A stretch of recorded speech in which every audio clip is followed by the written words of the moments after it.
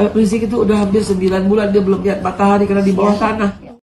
Karena Rasulullah sampaikan kepada saya langsung dalam mimpi saya dengan kata-katanya, jangan takut kata Rasulullah.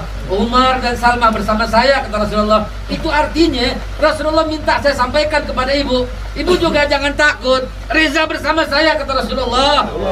Sofyan bersama saya kata Rasulullah. Jangankan hari ini dia membuat hoax tentang bahwa Habib Rizik dipenjara di bawah tanah selama 9 bulan tidak melihat matahari, berbohong atas nama Rasul, atas nama Nabi, dia berani. Haikal Hasan, pembohong kelas kakap, dia air mata buaya, air mata penipu tuh, itu tidak bisa dibiarkan.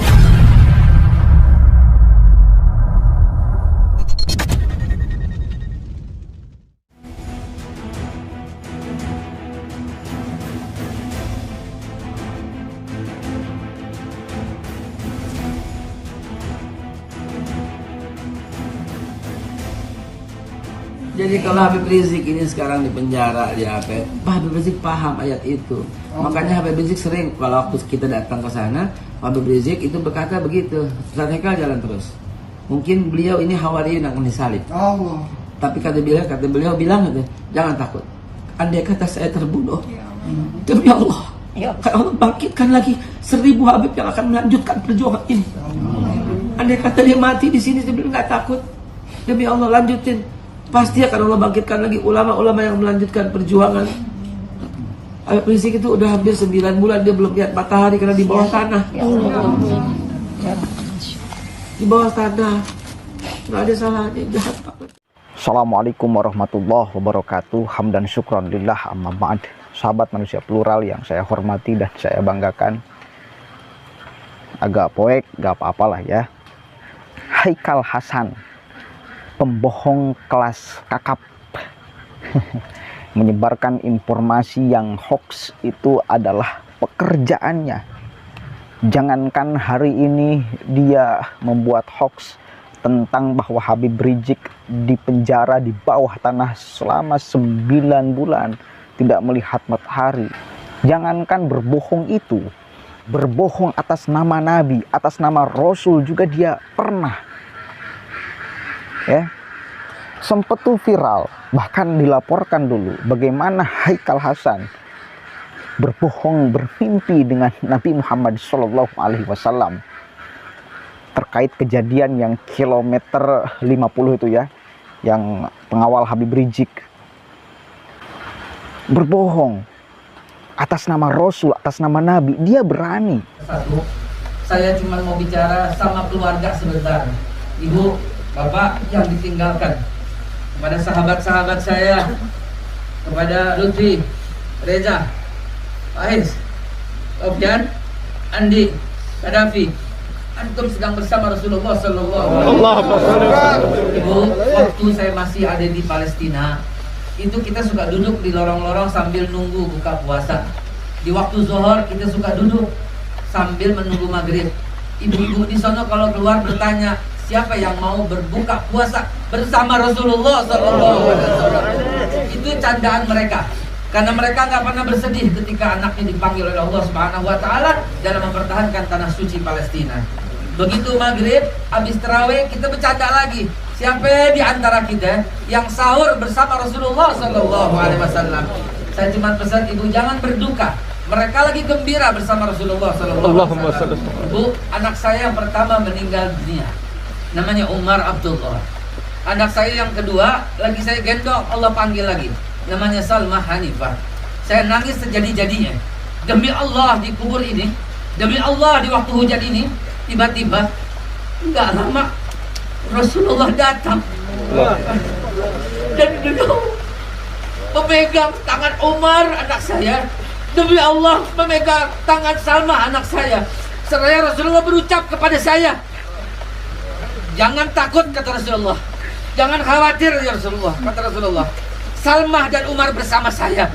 Demi Allah saya mendengar langsung Rasulullah berkata demikian di telinga saya. Sambil megang tangan Umar, sambil megang tangan Salma.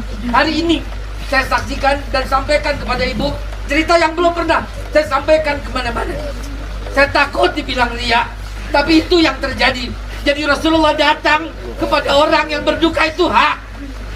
Rasulullah sampirin ibu karena orang-orang yang syahid ini itu hak. Pesan saya, jangan pernah lupa sholat buat beliau, sholat hadiah sahabat maghrib. Sahabat maghrib sholat hadiah buat mereka, agar mereka ini kontak terus sama ibu, agar ibu bisa mimpi dengan mereka. Dan jangan takut ibu, karena Rasulullah sampaikan kepada saya langsung dalam mimpi saya dengan kata-katanya, jangan takut, kata Rasulullah. Umar dan Salma bersama saya, kata Rasulullah. Itu artinya Rasulullah minta saya sampaikan kepada ibu, ibu juga jangan takut. Reza bersama saya, kata Rasulullah. Sofyan bersama saya, kata Rasulullah. Lutfi bersama saya, kata Rasulullah. Faiz bersama saya, kata Rasulullah. Andi bersama saya, kata Rasulullah.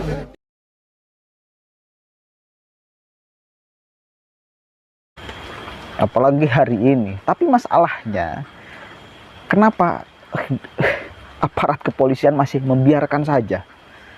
Kemudian dia melanglang buana tanpa diamankan. Jelas ini kemudian menimbulkan keresahan kepada masyarakat, ya.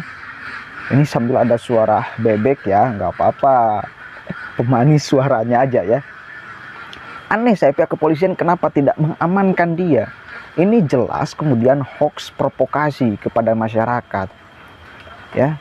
Ini hoax menyebut bahwa Habib Rizik itu di bawah tanah. Coba kalau kemudian ini tidak viral, bayangkan efeknya akan seperti apa. Bagaimana kemudian masyarakat akan menuduh bahwa pihak kepolisian itu memang sengaja memenjarakan Habib Rizik. Dengan bahkan di penjaranya pun luar biasa edan. Tidak disamakan dengan orang, tetapi di bawah tanah. Ini kan kemudian akan melahirkan tuduhan yang sangat negatif kepada aparat kepolisian, bila mana ini dikonsumsi publik dan dipercayai publik. Apalagi Habib Rizik loh. Dia pendukungnya cukup banyak di Indonesia. Kemudian ada orang yang menyebarkan hoax tentang beliau. Bagaimana tuh? Ini jelas akan menimbulkan keresahan. Ini hoax provokasi kepada umat. Anehnya lagi ketika dia, si Haikal Hasan, menceritakan hoax itu, dia sambil berurai air mata. Aneh saya. Dia sedemikian drama itu gitu loh, untuk kemudian orang lain percaya. Astagfirullahaladzim. Ini jelas dia air mata buaya, air mata penipu tuh. Itu tidak bisa dibiarkan. Aparat keamanan, aparat kepolisian, apakah mau diam saja melihat Haikal Hasan terus seperti itu? Saya kira nggak usah didiamkan. Saya kira harus secepatnya diamankan tuh orang. Serius, dulu pas kejadian kilometer 50 tuh, dia berdusta, bermimpi dengan Nabi dengan tujuan menghibur. Dan sekarang masih ada aja orang yang percaya. Saya ketika kejadian itu sudah stok tidak percaya kepada Haikal Hasan. Kenapa? Karena bahkan Nabi Muhammad juga dia pakai untuk berbohong. Dia gunakan untuk berbohong. Dan ini sesuatu yang menyeramkan dan menyedihkan sebagai sesama umat Islam. Dia berbohong atas nama Nabi, dia berbohong atas nama Rasul. Tujuan menghibur, enggak seperti itu caranya bro, untuk menghibur orang. Dibobohong loh, dibobodo keluarganya. Kalau saya yang jadi keluarganya itu pada saat itu akan sangat sakit hati. Itu. Cobalah pihak keamanan, pihak kepolisian amankan orang-orang seperti ini, membuat gaduh suasana bangsa ini. Nggak boleh kemudian ada orang yang terus membuat hoax provokasi kepada umat agar terus bertengkar. Dia jelas tujuannya ingin memicu kemarahan umat Habib Rizik. Dia jelas ingin memicu amarah pendukung Habib Rizik sehingga berbicara seperti itu. Akhirnya apa yang terjadi? Kamtibmas, keamanan ketertiban masyarakat ini tidak akan terjadi karena ulah satu orang ini. Jelas Polri sudah kemudian mengklarifikasi bahwa ya kemudian Habib Rizik di ruangan yang ber-AC bahkan 24 jam, bukan di bawah tanah. Haikal Hasan, pembohong kelas Pak Kakap, mengeluarkan air mata buaya. kurang ajar. Anda masih mau percaya? Anda masih mau percaya? Aneh ya. Ya silakanlah kalau mau percaya masih dengan orang yang jelas-jelas selalu mengeluarkan ucapan hoax dan meresahkan banyak orang ini. Kalau saya sih punya akal dan pikiran, punya otak, orang seperti ini sudah akan dibuang dari kepala saya untuk dipercayai, apalagi sebagai pemandu kebenaran.